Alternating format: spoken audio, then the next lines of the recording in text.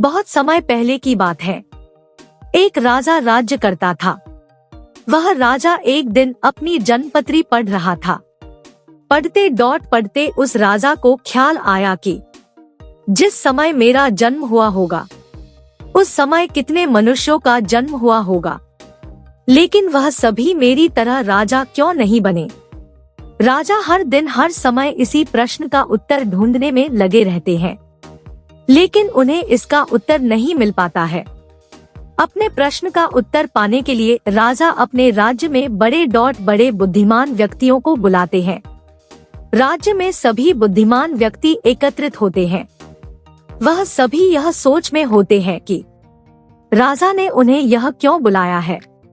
राजा सभी का अभिनंदन स्वीकार करते हैं और उनसे पूछते हैं कि जिस समय मेरा जन्म हुआ उसी क्षण में और कितने भी व्यक्तियों का जन्म हुआ होगा, तो उन सब व्यक्तियों में से मैं ही क्यों राजा बना।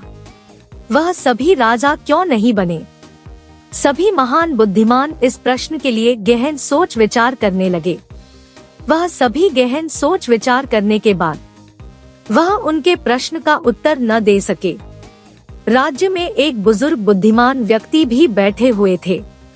वह थोड़ी देर बाद बोले कि इस प्रश्न का उत्तर तुम्हें एक महान साधु देंगे, जो कई वर्षों से एक घने वन में तपस्या कर रहे हैं।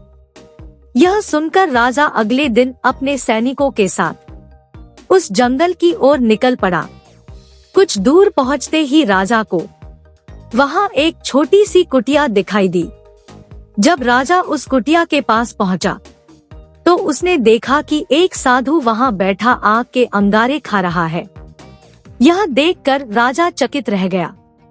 राजा ने हिम्मत करके उनसे कहा कि हे साधु, मैं आपको प्रणाम कार्य हूँ।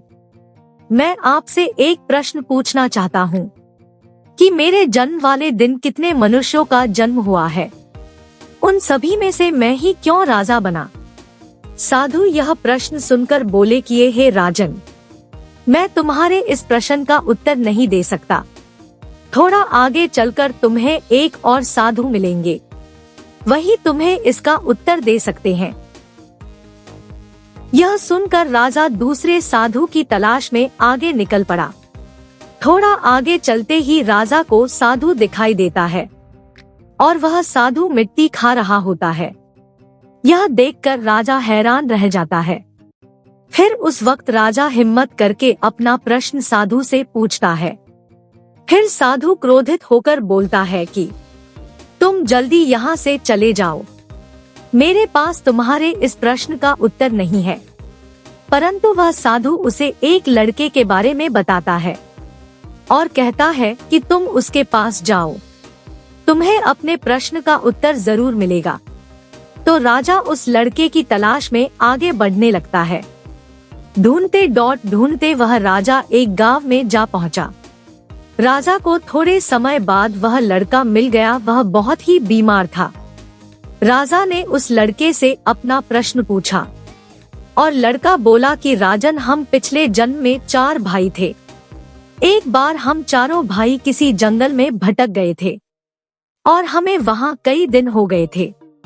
हमारे पास केवल जरा सा आटा पड़ा था और उसकी हमने रोटियां बना ली थी। जैसे ही हम वह खाने लगते हैं, हमारे पास एक बाबा आते हैं। वह बाबा बहुत भूखे थे। वह हमसे भोजन मांगते हैं। ऐसे में बड़ा भाई बोला कि यदि हमने आपको यह भोजन दे दिया तो हम क्या अंगारे खाएंगे। दूसरा भाई बोला कि अगर हमने भोजन दे दिया तो क्या हम मिट्टी खाएंगे। अब जब मेरी बारी आई तो मैंने भी रोटियां देने से मना कर दिया, परंतु राजन, तुम बहुत दयालु थे। तुमने अपने हिस्से का भोजन उस बाबा को देकर उसका पेट भरा और तुम्हारे इस पुण्य के कारण तुम इस जन्म में राजा बने। रास्ते में जो तुम्हें अंगारे खाते हुए और मिट्टी खाते हुए साधु मिले थे, वह दोनों तुम्हारे भाई थे।